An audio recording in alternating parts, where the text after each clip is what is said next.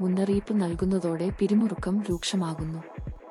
അഭിപ്രായങ്ങളുടെയും ആശങ്കകളുടെയും ഈ ഏറ്റുമുട്ടൽ കുടുംബ സ്വത്തുക്കളെ ചുറ്റിപ്പറ്റിയുള്ള സങ്കീർണതകളെയും അനിശ്ചിതത്വങ്ങളെയും ബന്ധങ്ങളിലെ അവയുടെ പ്രത്യാഘാതങ്ങളെയും പ്രതിഫലിപ്പിക്കുന്നു. അതിനിടയിൽ ആഖ്യാനത്തിന്റെ ഒരു പ്രത്യേക ത്രെഡിൽ തന്റെ സമ്പാദ്യത്തെക്കുറിച്ച് ദീപു നടത്തിയ ഒരു പരാമർശം ചിത്രയ്ക്ക് അസ്വസ്ഥത അനുഭവപ്പെടുന്നു. ദീപുവിന്റെ കമന്റ് ചിത്രയെ അസ്വസ്ഥയാക്കുന്നു. അവരുടെ ബന്ധത്തിനുള്ളിലെ സാമ്പത്തിക അരക്ഷിതാവസ്ഥയെക്കുറിച്ചോ അസമത്വങ്ങളെക്കുറിച്ചോ സൂചന നൽകുന്നു.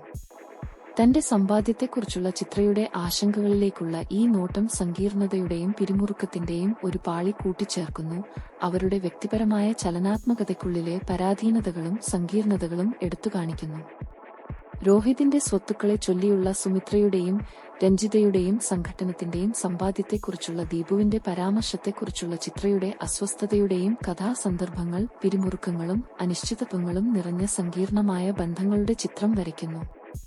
ആസ്തികളെക്കുറിച്ചുള്ള ഏറ്റുമുട്ടലും സമ്പാദ്യത്തെക്കുറിച്ചുള്ള ആശങ്കകളും ഈ ബന്ധങ്ങൾക്ക് അടിവരയിടുന്ന വികാരങ്ങളുടെയും വിശ്വാസത്തിന്റെയും അരക്ഷിതാവസ്ഥയുടെയും സൂക്ഷ്മതലങ്ങളെ അനാവരണം ചെയ്യുന്നു. കുടുംബപരമായ ചലനാത്മകത, സാമ്പത്തിക ആശങ്കകൾ, ബന്ധങ്ങളിലെ സൂക്ഷ്മമായ സന്തുലിതാവസ്ഥ എന്നിവയുടെ സങ്കീർണതകളിലേക്ക് ആഖ്യാനം കടന്നുപോകുന്നു.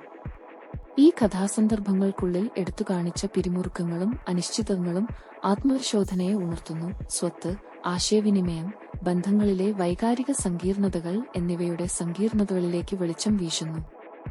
കഥ വികസിക്കുമ്പോൾ ഈ ബന്ധങ്ങൾക്കുള്ളിലെ സംഘർഷങ്ങളും ആശങ്കകളും ഈ കഥാപാത്രങ്ങളുടെ ജീവിതത്തിന്റെ ഭാവി പാതയെ രൂപപ്പെടുത്താൻ സാധ്യതയുള്ള ഏറ്റുമുട്ടലുകളെക്കുറിച്ചും തീരുമാനങ്ങളെക്കുറിച്ചും സൂചന നൽകുന്നു.